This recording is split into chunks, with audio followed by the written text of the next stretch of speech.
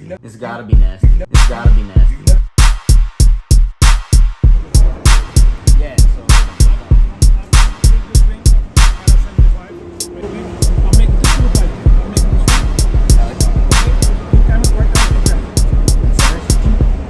Oh, okay. If you're gonna charge, it's sick. Let's get into it. We're gonna keep it simple. We're just gonna ask you a series of questions.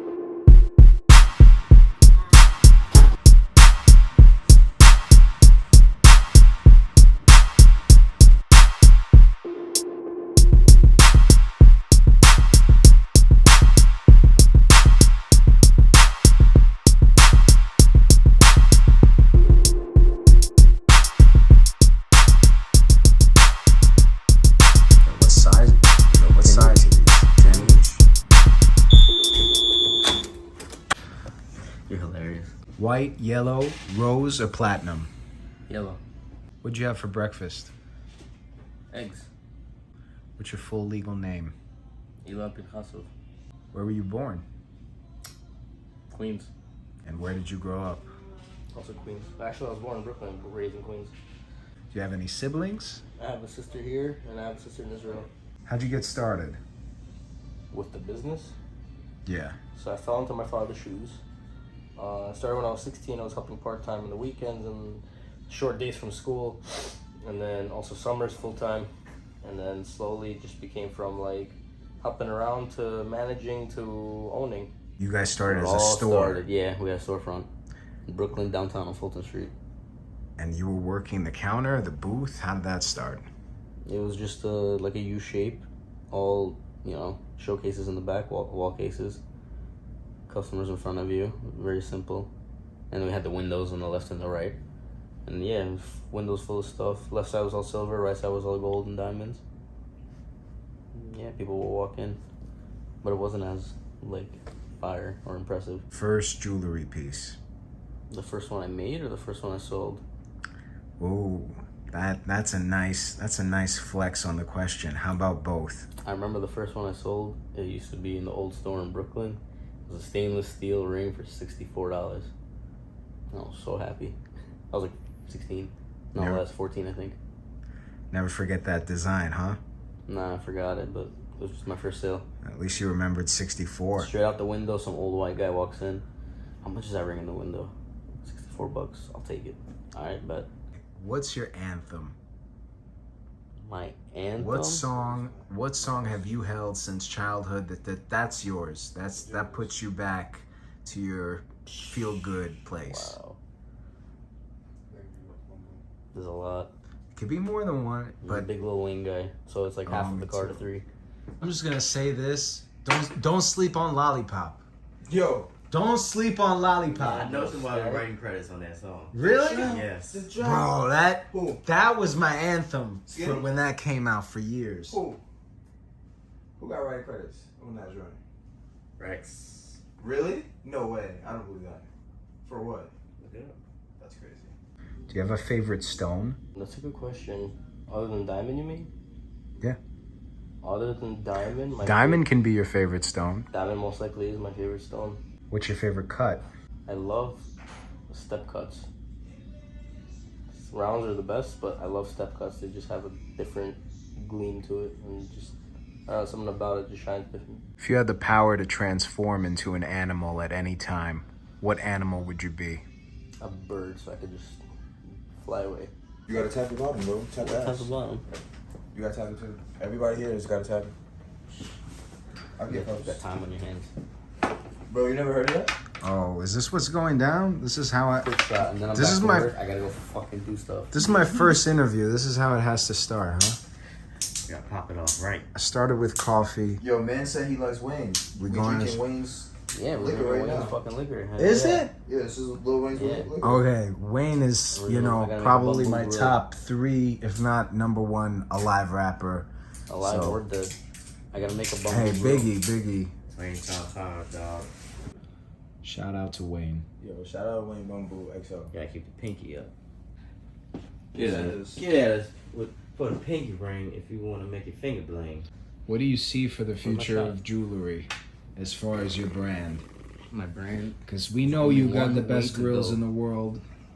But is there any special surprises, special projects we should know about coming up? For Grillz, I mean, listen, Grillz is our staple, so there's always some new shit coming out. Everybody wants some crazy shit, one after another. We always have some crazy stuff going on. But as far as jewelry, I'm just trying to shake the world. Are you working on anything that is not finished that you want to share with us today? Something in process? I'm working on a few projects. I'm working on one set of teeth for Pusha T. Actually, it's another set with big stones in it. It's gonna be very special. It's something nice. Besides that, I'm doing another memorial grill basically for A$AP Ferg.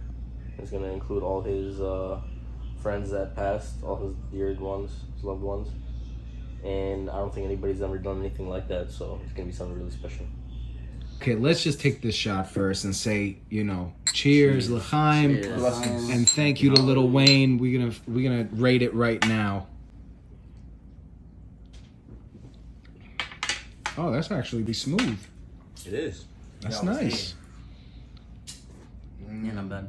Yeah. We're gonna smoke Tiffany's and Jacobs. Yeah, we're trying to be the next Tiffany, so I gotta leave it to the kids. Most difficult piece that you've had to date? Something that was just, A bitch. yeah, a Grills or situation. pieces? Anything. Could have been a grill, could have been a piece, but just something that was, it took life out of you or put life Things. into you. One was a ring.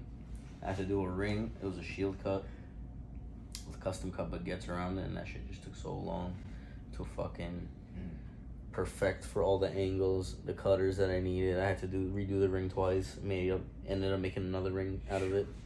Damn. Yeah, but it was worth it. It sold the same week. Nice.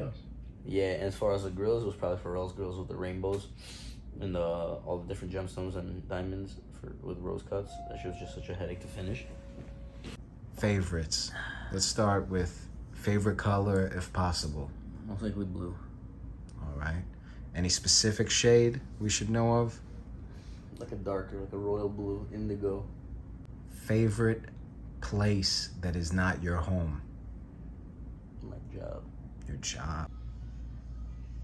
I go with park. My favorite park, Jewel Park. I used to play there when I was younger. From the age probably like 12 till these days. I love it for all the memories we have. It's just every week's hardcore basketball, like 5, 6, 7 hours a day, and it's just like you're never gonna forget that. Favorite restaurant? It's a tough question, honestly. Yeah, that's why they're here. now. Well, you gotta give me at least your top 2 like go-tos. Sushi Lin. And well, I don't know, steakhouse maybe. Probably Reserve Cut. For kosher. And what would you like to? What do you order there? What's your You go-to? gotta get the steak. You gotta get the Wagyu steak. What's your favorite sound? Cha-ching. I like that. What's your most unfavorite sound? What sound do you hate? The buzzer beater. Okay. Or even worse, when someone scrapes the seat on the floor, the Whoa. bottom, the metal. Oh, that shit pisses me off. Favorite curse word? I don't know. You gotta be like probably fuck. You gotta make a meme out of it or something. It's going on TikTok. No, not yet. This is gonna be strictly Oh, fuck. Instagram. For now, maybe YouTube. What about your parents? What were they doing? My mom is from Tashkent, Uzbekistan. My dad's from Samarkand. Moved to Israel when he was 9. Yeah, my dad was a dental technician. My mom was an agricultural engineer until she moved to the States. Agricultural engineer. Yeah, Oh wow, that's deep. yeah, some shit. Made me think of Monsanto. But I'm guessing it's more of hybridizing, making grapes bigger, things like that. Choosing. I the was like biggest working one. on farms and like fixing irrigation and stuff like that. Mostly like cotton fields. So they So, would like improve the water systems. did you spend some times on? No. How did it get into these fantastic grills that made you pretty much the #1 in the world when it comes to making grills? So my dad has had a long history with Grillz. He's been doing it since he moved to America in Brooklyn. everybody knew him by word of mouth, and that, you know, was always a thing. And then once, like, social media and all that started getting hot, we got an Instagram. We were doing all right in Brooklyn, but we just weren't really active with it. Once we moved here, we started, like, actively posting, keeping up, you know, like, upkeeping the whole page as it should be, as any big business would. And yeah, slowly but surely, a lot of clients started adding on. A lot of celebrities started catching on. One after another, it just caught on fire. And he used to give me molds to, like, show, like, for, like, show and tell or some shit. And it was mad cool, and everybody thought it was, like, bones or something. But I was always like, yo, this is fire. And then I saw gold. I'm like, yo, what the fuck? This is sick. As like a 8-year-old, 10-year-old, you know, little Jewish boy. All the other dads are like accountants. What's your dad do? This. Sick. So yeah, I always thought it was cool. And then like in high school, I like took it serious. I was like, Dad, you're gonna make some nice shit. But it was still at a very mediocre level because of the store that we were in. But once we came to 47th, everything got legit. I was like, okay, we really gotta step it up. Like some of these bigger names, like, we're doing the same shit. Like, I don't know why we're not known for it as much, or we could even do better. Like, I started getting better setters, not like the ones I used to have. I pay premium for everything now, but it's all well worthy. So before jewelry, I wanted to be a lawyer, but I didn't really want to be a lawyer. I just thought it would be cool to be a lawyer, you know what I mean? Don't mess with me, I'm a lawyer. So yeah, so I started you know, going for LSATs, studying. I was a history major in college. Oh. Yeah, whatever. I got the same score on the LSAT twice, so I was like, okay, this is, from God, it's not meant to be. Whoa. I didn't get any better, I didn't get any worse, I'm just there. Like, alright, fuck this. So I stayed in jewelry. If you could switch professions today, what would you do other than this profession? What would I Anything. do? What would No I do? limits. There was something, I don't remember what it would be. Damn, Fuck. you got deep in your passion then. I would love to cook, but like, not too much pressure, you know?